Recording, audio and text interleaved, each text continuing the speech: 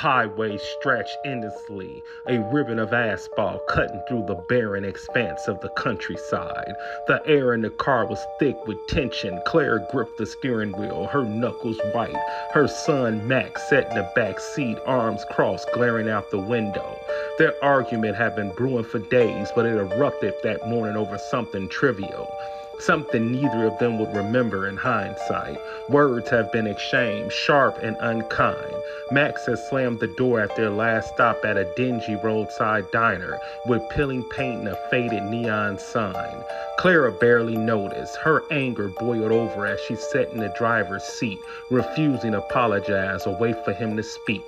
She only heard the sound of the car door opening and closing, assuming Max had climbed back in after a bathroom break. Now, an hour later, the miles blurred together as Claire's thoughts swirled in a haze of guilt and frustration.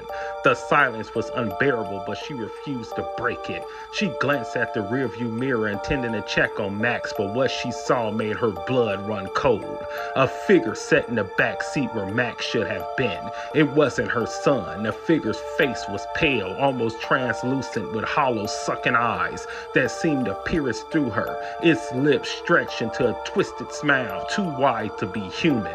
Claire's heart pounded as her mind struggled to process what she was seeing. She slammed on her brakes, the car skidding to a halt on the deserted road. Whipping around, she stared into the back seat, empty. She gasped, her breath ragged and her pulse thumping in her ears. "Max!" she called out, her voice trembling, no response. Panic gripped her as she scrambled for her phone, her hand shaking. She dialed Max's number and a ringing filled the car like a siren. Finally, the call connected. "Mom!"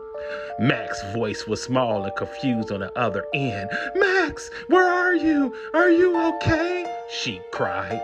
"I'm still at the diner. You left without me, Mom. Come on now." Her stomach dropped, the realization hitting her like a tidal wave. The door opened and closed, and it hadn't been him. "I'm coming back," she whispered, tears streaming down her face. She turned the car around, speeding back the way she came, her mind racing. She tried to make sense of what she had seen, but the memory of the figure's grin burned into her thoughts. As the diner came into view, she spotted Max standing by the roadside, his small frame illuminated by the flickering neon sign. Relief washed over her as she pulled up and leapt out the car, pulling him into a tight embrace. "I'm so sorry. I'm so sorry," she sobbed, holding him close. "It's okay," Max murmured, though his voice was tingled with hurt. They climbed back into the car, Claire vowing never to let anger blind her again. She checked the back seat one more time just to be sure. As they drove away, Claire glanced at the rearview mirror. For a fleeting moment, she thought she saw the sinister figure again, its wide grin mocking her. But when she blinked, it was gone. The road stretched on, dark and unending, and Clara couldn't shake the feeling that something was still with them. And it hunts her for the rest of her days.